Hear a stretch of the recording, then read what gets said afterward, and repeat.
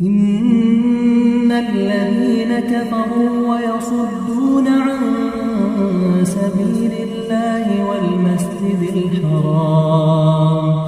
والمسجد الحرام الذي جعلناه للناس سواء العاكف فيه والباد ومن يرد فيه بإلحاد بظلم نذقه من عذاب أليم وإذ بوأنا لإبراهيم مكان البيت ألا تشرك بي شيئا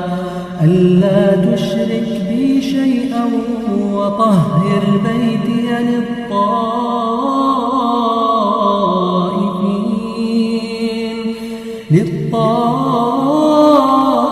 للطائفين والقائمين والركع السجود وأذن في الناس بالحج يأتوك رجالا وعلى كل ضامر يأتين من كل فج عميق ليشهدوا منافع لهم ويذكروا اسم الله في أيام معلومات على ما رزقهم من بهيمة الأنعام فكلوا منها وأطعموا البائس الفقير ثم ليقضوا تفثهم وليوفوا نذورهم وليطوفوا بالبيت العتيق ذلك ومن يعظم حرمات الله فهو خير له عند ربه وأحلت لكم الأنعام إلا ما يتلى عليكم فاجتنبوا الرجس من الأوثان واجتنبوا قول الزور حنفاء لله غير مشركين به ومن يشرك بالله فكأنما خر من السماء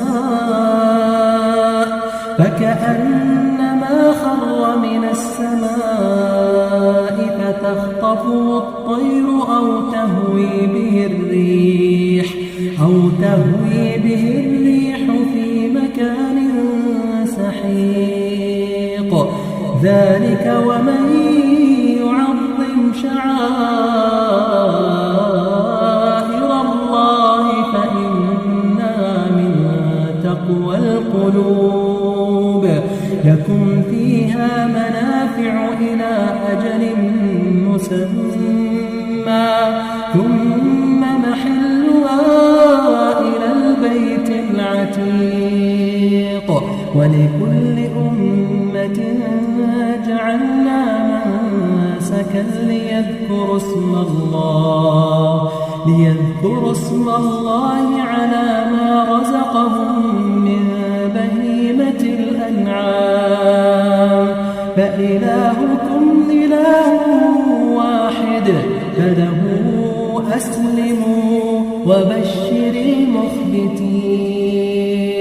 الذين إذا ذكر الله وجلت قلوبهم والصابرين على ما أصابهم والمقيم الصلاة ومما رزقناهم ينفقون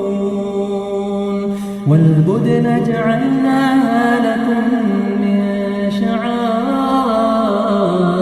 الله لكم فيها خير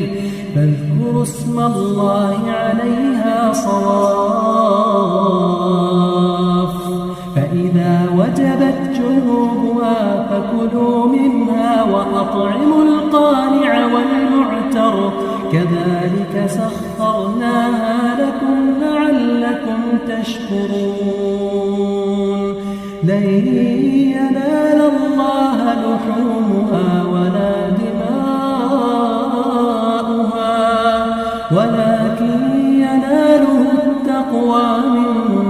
منكم كذلك سخرها لكم لتكبروا الله على ما هداكم وبشر المحسنين